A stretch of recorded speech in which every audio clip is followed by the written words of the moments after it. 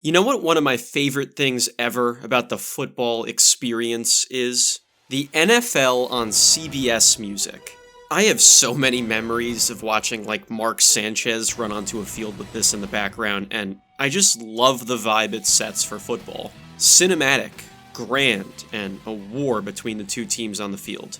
Former Cardinals kicker John Lee disagreed. He, very publicly, was afraid to play in games televised by CBS. A real-life NFL kicker publicly expressed a sentiment that the lights of CBS broadcasting were too bright for him. Whenever I see that CBS eye, it makes me flinch. A second-round pick out of UCLA, given the largest contract of any kicker in the league before ever playing in an NFL game, completely succumbing to the pressure of the NFL's nationally televised games. 10 out of his 11 career NFL games were broadcast on CBS, and he ranked 27th out of 30 kickers in percentage of his kicks made for guys with at least 10 field goal attempts on the season. He missed nearly 40% of his kicks in those 11 games, then had knee surgery, was cut before the start of the next season, and never played in the NFL again after that.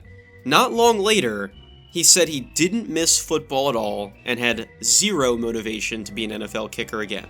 But publicly saying that you almost have a fear of playing games on a specific network is a phenomenon I have never seen before in any sport. A kicker in the NFL openly saying he's happy ABC is broadcasting one of his games and not CBS because he's never missed a kick on ABC. Look, I've never been a professional athlete, but it is absolutely throwing my brain through the ringer that an athlete could be mindful, much less afraid, of what network is broadcasting their game. And I've watched Barstool Sports stream college basketball before, so that got me thinking, what are other instances in NFL history of players exhibiting strange weaknesses on the field? Not like linebacker Anthony Soprano not having the makings of a varsity athlete, or Cleveland Browns quarterbacks tending to get worse at football when they put that uniform on. Think more like Argus agent Langston Fleury having the inability to identify birds, but in the NFL. You guys enjoyed the baseball players edition of this, so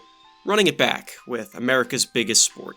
Who else do we have here? Current Tennessee Titans wide receiver Tyler Lockett refuses to get tackled. That sounds like a good thing. The implication there in your head might be that he scores touchdowns on every play. Nope. It's more like this. This is something first noticed during Lockett's 2022 season with the Seattle Seahawks. He will throw himself on the ground when a defender is close to avoid getting hit. In some ways, you could kind of understand that. Football is an extremely violent, dangerous game at its core. Even the most routine hits have huge effects on the players' bodies. Lockett does not want to suffer these big hits, even at the cost of better results for his team or his stat sheet. If there's someone close by that could hit him, he flops on the ground to end the play.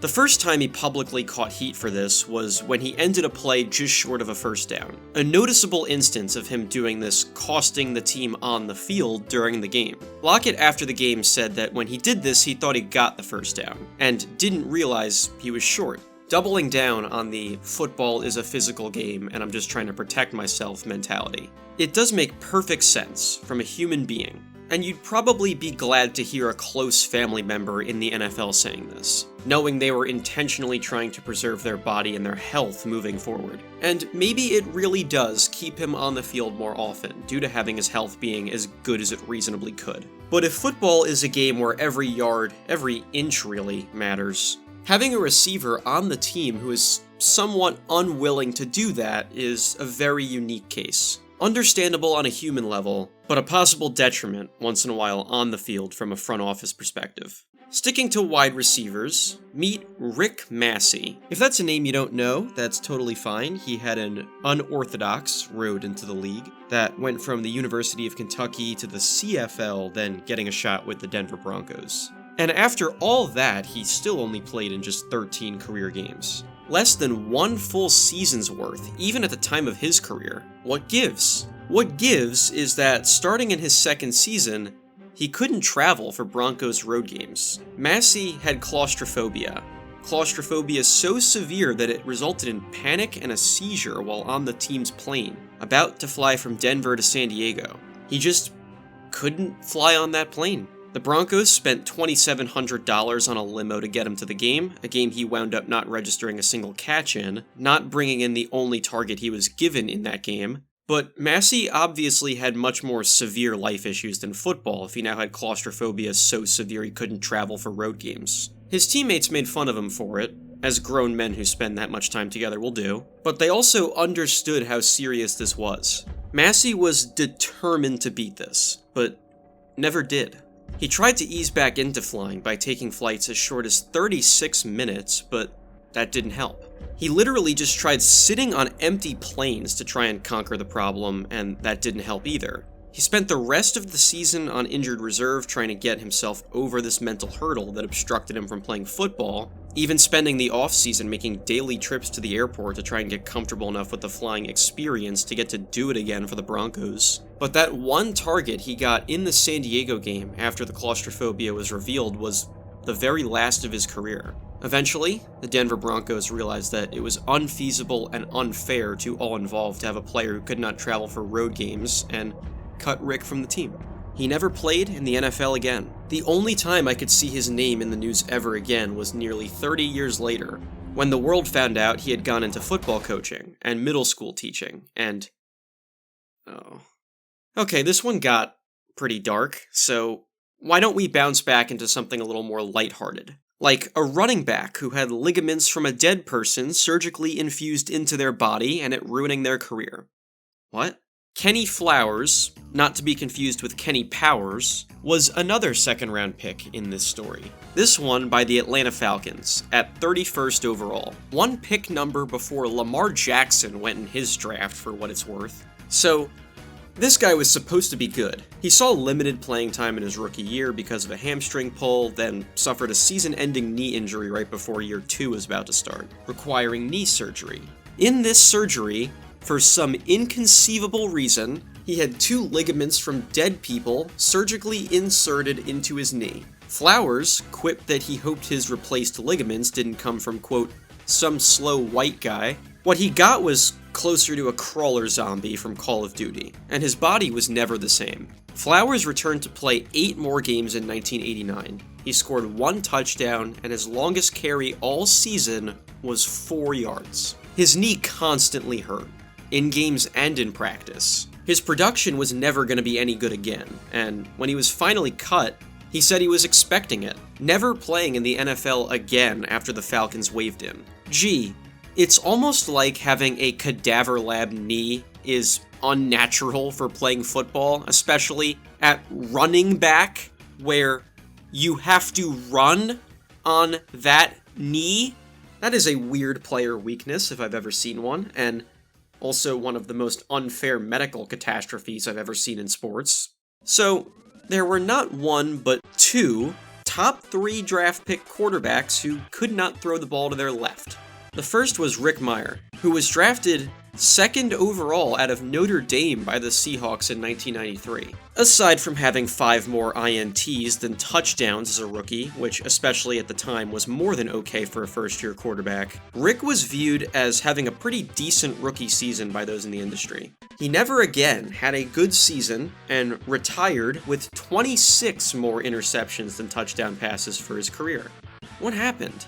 Well, as the first sentence from a 2010 Pro Football Talk article that wasn't even about him said, Rick couldn't throw to his left. Once defenses were able to figure him out and force him to throw to his left, he was exposed and never succeeded as an NFL starter again. It was that bad for a guy drafted in the top 2 and finished 5th in the AFC as a rookie in both completions and passing yards. And in a world without advanced data and analytics, teams deducing this purely off of film tells you how apparent his weakness really was. It did, however, resurge in another top pick QB in a landscape where analytics were much more available. When 2017 number 3 overall pick Mitch Trubisky of the Chicago Bears was found to have been significantly worse than the average NFL QB at throwing to his left.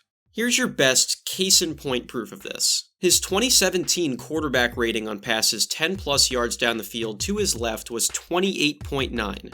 NFL average was 82.9. Trubisky was a capable, albeit unspectacular, quarterback in Chicago, and has bounced around as a backup ever since the Bears decided he was not the guy who'd lead them to the promised land.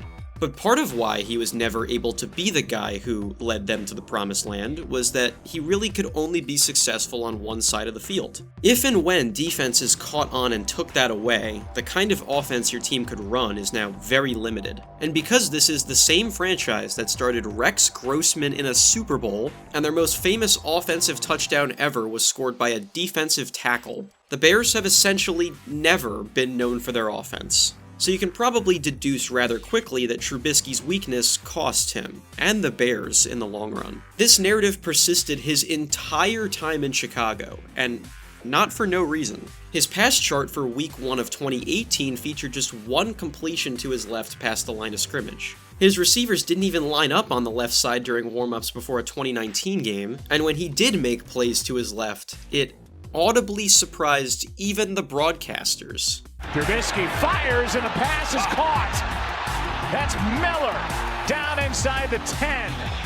A dangerous throw, and somehow Trubisky got it between two defenders. But why don't we conclude this with not only the most straightforward weakness on the list, but the only one with a true happy ending. Our affinity for second-round picks continues with New York Jets tight end Rich Castor, picked in the second round of the 1970 NFL Draft out of Jackson State. As a rookie, Castor's entire reputation with the Jets was that he could not catch passes. Not ideal for a position that's usually essential to the passing game. So the Jets, in about the 278th dumbest move they've ever made, decided to convert Castor to a receiver.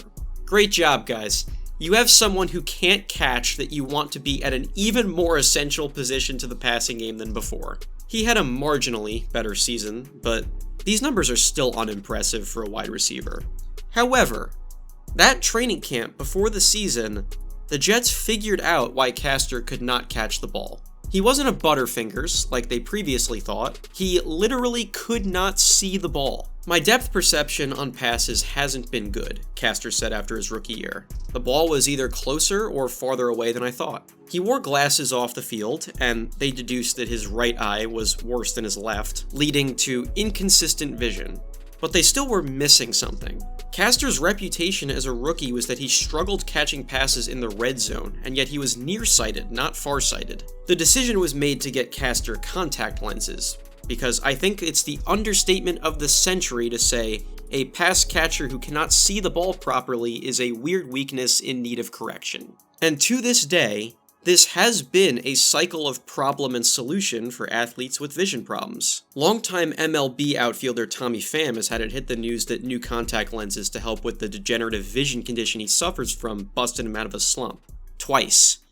For two different teams in the last 3 years. I did promise you that this one has a happy ending though. So, Rich Castor eventually switched back to tight end, became a 3-time Pro Bowler for the Jets, and is the NFL's all-time leader for yards per reception by a tight end. Even the tight end who literally couldn't see the ball could become its most efficient yards per catch tight end in history. It also shows that even the best players in football could have some very strange issues going on that limit their play, and that even someone struggling on the field could be a very talented player under the surface. The slightest fixes can be the difference between a Butterfingers and the best yards per catch tight ends in league history.